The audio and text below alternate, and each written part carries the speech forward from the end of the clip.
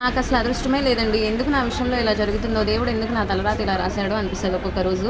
అసలు ఏం జరిగిందంటే, ఈరోజు కొంచెం షాప్‌లో కూడా 9:00కల్లా క్లోజ్ చేసేసాను. కొంచెం ఫ్రీ టైమే కదా ఇంటికెళ్ళిపోదాము. సింపుల్‌గా ఇడ్లీ పెట్టేసేసుకొని తొందరగా తినేసి తొందరగా నిద్రపోవచ్చు అనుకున్నాను. కాకపోతే తీరా ఏంటంటే, దేవుడు కొన్ని కొన్ని విషయాల్లో పరీక్షలైతే పెడుతూ ఉంటాడనమాట.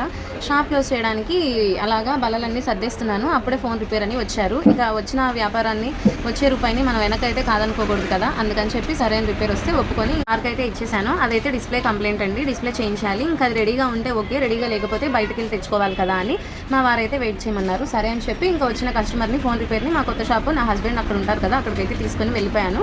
ఇంకా అక్కడికి వెళ్ళిన తర్వాత డిస్ప్లే అయితే రెడీగానే ఉంది అన్నారు. కాకపోతే ఫోన్ బిగించుకునేదాకా, చెక్ చేసుకునేదాకా డౌట్ ఎందుకులే ఇంటికి వెళ్ళడం మళ్ళీ రావడం అని షాప్ దగ్గర ఆగిపోయాను. ఇంకా కామ అంతా పెట్టి రిపేర్ అయితే ఓకే అయిపోయింది.